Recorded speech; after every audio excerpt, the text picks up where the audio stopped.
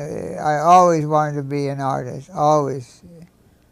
From the time I left high school, I guess. I always wanted to be an artist. And it took me a long... Actually, what I learned in the Army, and I did learn some things in the Army, was kind of what it meant to be an artist. I had time then after school, after graduating, after being a student, then I had time to figure out, well, now what does an artist do or think, or where does an artist go, or what does an artist, I even to the point of where does an artist hang his pictures. In other words, I saw a lot of museums when I was in Europe,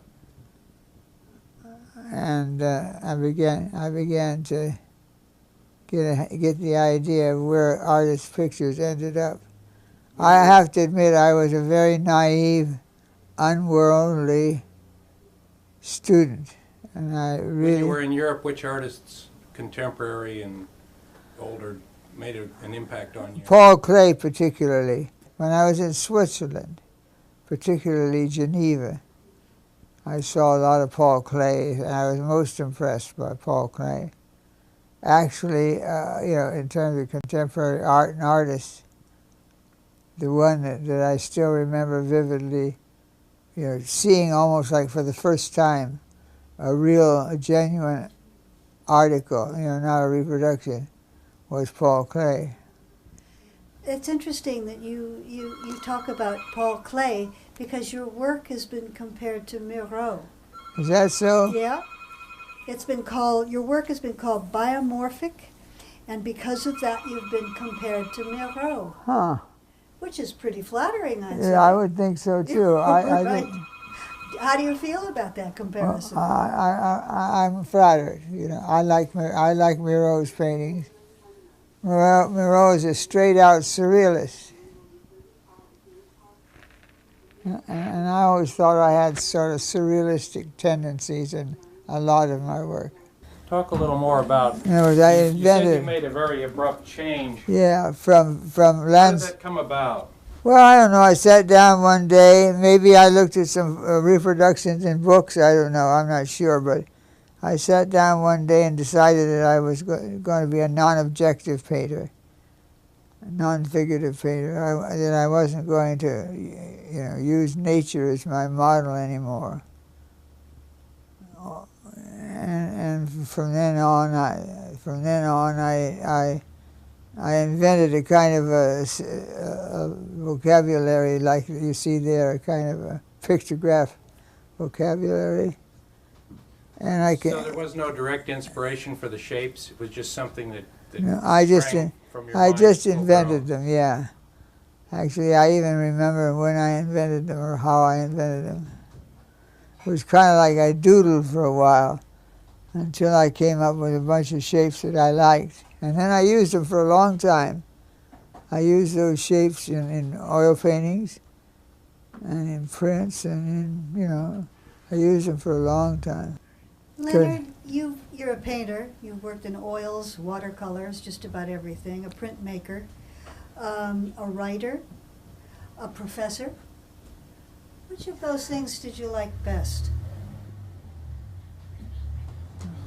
Well, I guess over the years I enjoyed printmaking probably the best of all. I don't know why. Maybe I liked the size of the work. It was relatively small. I'm not sure, but I like to do printmaking. I did a lot of printmaking. Mostly printmaking? Yeah, I would say mostly I'm a printmaker. Uh-huh. I would say that I've done a lot more prints than I have paintings. You've been a teacher for many years. Did you find teaching to be enjoyable? Yes. I found it very comfortable. I enjoyed teaching. And you're someone that's been noted as a teacher in a wider vein too, in that you've written texts dealing with advanced printmaking techniques. Yeah, I did that. Yeah, a few years ago I wrote a textbook on kind of a how to do it book about printmaking. In your prints of the 50s and the early 60s, there seems to be a darkness to some of them. kind of an edginess. Is that a reflection of thoughts that you had about the period, or is that just something that appeared in the work of its own accord? Well, I would suspect that it just happened to appear. That there was no idea that something dark was a resolution of, you know, where my mind or spirit was. You know, it just happened that way. What about selling prints? Was that a lucrative thing in the 50s and 60s? Could a person make money selling prints? I couldn't. Maybe some people could. I couldn't. My work was never popular. Actually, the money I made off prints in the 50s and 60s was from winning awards and having the work purchased in out of a show. We went through your archives at the Toby Moss Gallery, and Yeah. it seemed that almost every printmaking show in America had something of yours in it. A number of those competitions you ended up being purchased from. Yeah, I got purchased by a lot of competitions. And also a lot of prizes. My gosh, there's 2 pages of prizes. What do you mean you weren't popular? Well, I was all right in a juried show. I mean, put it that way. Let's put it this way. My work has never been very popular, in my opinion, and it hasn't been very popular. But as far as competitive shows, I did all right in those days. But it was a different time, too. Very different than it is today if you look around. First of all, there were a lot more shows in printmaking, a lot more. Printmaking shows were came by all the time. Secondly, the competition wasn't as severe as it is today. Today, the competition in printmaking, I think, is extraordinary. There are a lot of good printmakers. In those days, it wasn't so common to have artist printmakers. It wasn't so common. Gail and I often talk about, you know, a lot of printmaking emphasizing the technical side rather than the artistic side. But today, there are a lot of artist printmakers. It seems to me, in the 50s and 60s, there was more emphasis on technique. Leonard, I'm quoting you Yeah. from a while ago, and you said, "The artist is a product of the society that nurtures him, and that society is dynamic and complex. He is responsive to the unrest of his society, and this sets him to search for new and unpredictable ways of expressing himself, ways that will reflect the experimental nature of his epoch and that will at the same time reveal the nature of the artist." And that sort of brings into the changes you've seen in the different decades, like the 50s, the 60s, the 70s, up to today. Now it's pretty nicely written. I should write like that more often. I wish I could do that again. What about the difference between the 50s and the 60s and today? Artistically, Yeah. the art. Yeah. You know, it really, How when you society think affects about it, it all is how you see it, like whose eyes you're looking through to see it. And I realize that, like today, when you talk to me, I'm much more knowledgeable about art history than I was, and recent art history, than I was all my lifetime, all the time I was teaching. You know, I don't mean Renaissance art or anything like that, or Egyptian art, which I don't know anything about. But I mean, when I say I mean art history from the 1900s up, and art movements. I really, I knew all these movements were going on. I think I knew from looking at the magazines, the art magazines. But I didn't have any kind of historical connection of like what caused them, what did they mean, and I think I do have that now. I've been busy reading in the last few months Cubism and Surrealism, and I have a kind of a grasp on where they started, where they grew, and who was involved, and you know, what kind of thing came out of that. And I'm a great admirer of Cubism myself, and I think a lot of my works reflected Cubism.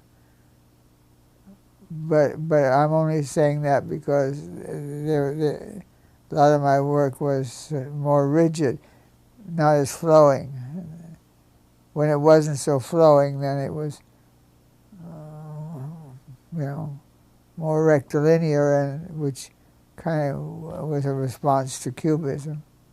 Not that I ever sat down and said, "This is a Cubist drawing," because I don't think I could have done that, or a Surrealist drawing. But after the fact, you know, I wasn't really influenced by recent art history movements and that kind of isolation, if you want. I always felt I was, as an artist, I was isolated because I never was a part of any movement. What about Stanley Hayter and the Stanley Hayter workshops? Yeah, I like Stanley Hayter, and I knew all about his workshop, but I don't think he produced a product. He produced some very talented artists, but not a product. There's not a Stanley Hayter product. Stanley Hayter himself went through about 6 periods changing, and some of them are better than others. You know, for my taste. Isn't that true with most artists, though? I think so. Yeah, pretty fast. And me, you know, I always wanted to be consistent, but I never was. I always thought, wouldn't it be nice to have a kind of a consistency about what influenced your work, or what kind of work you turned out. But actually, that I never could do that. Yeah. I went from one thing to another without even considering that I was making a change. Just, this is what I've got to do. I just followed my nose, kind of. So it was purely instinctual. For me, absolutely. I wasn't led there by any kind of knowledge or any kind of association with anybody. You know, one of the persons that I admired the most in my life was a sculptor in clay, Voulkos. Voulkos was a great influence on me in a humanities way, not in an art way.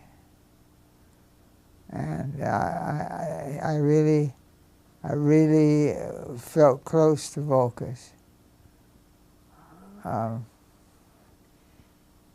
Just as a human being. Where did you print, Leonard? Who printed for you? I did all my own printing. For 20 years, I was out there in the garage, turning that wheel of that press. So I did, and I've printed, thousands of prints. God, I got drawers full of prints that I haven't looked at for 15 years. How did you decide what size of an edition you would make? Well, I started with a big edition because I figured, well, if you had a big edition, you could sell more of them. But then I realized they just fill the drawer and they don't sell anyhow. So I decided now I've reduced myself to very small editions, anywhere from 10 to 25.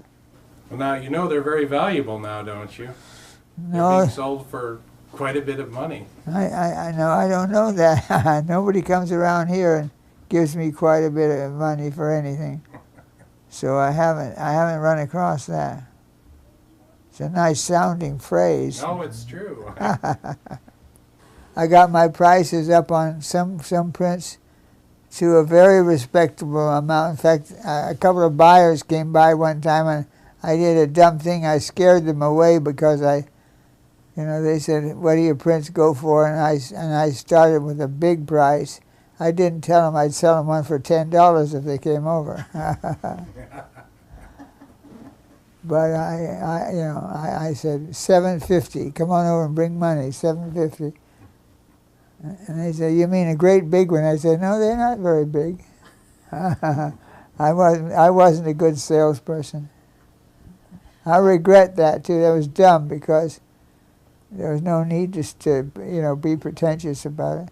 I guess that's why artists have dealers. Yeah, because artists don't have their wits about them sometimes.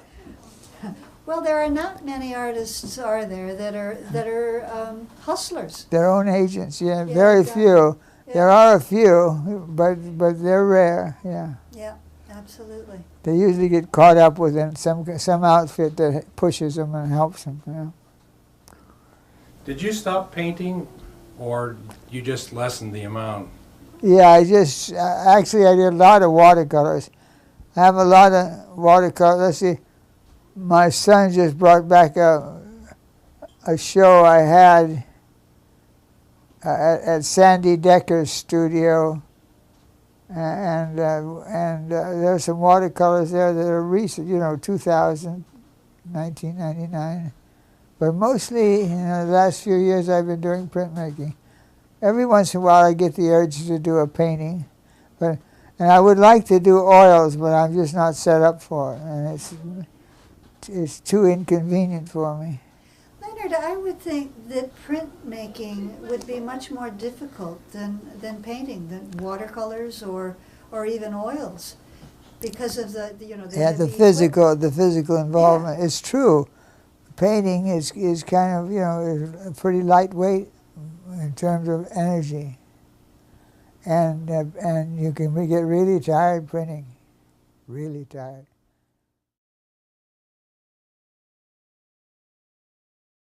An article, not a reproduction, was Paul Klee.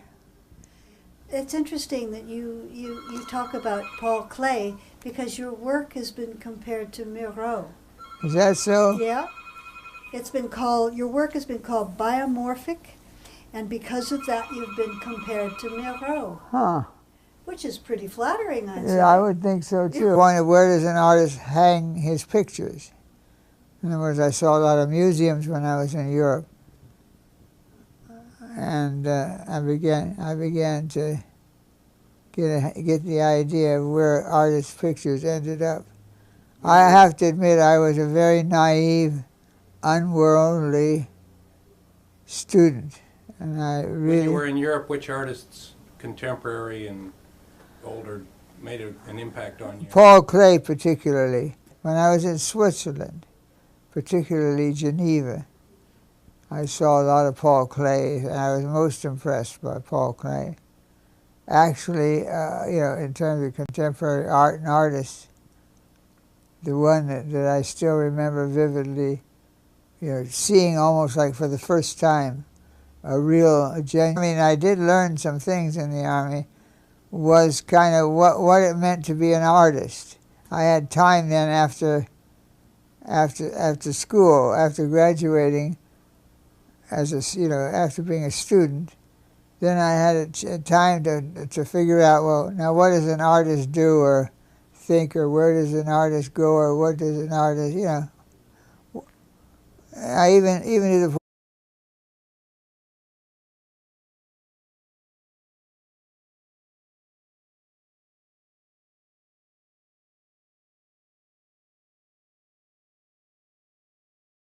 I always wanted to be an artist, always. From the time I left high school, I guess. I always wanted to be an artist, and it took me a long. Actually, what I learned in the Army.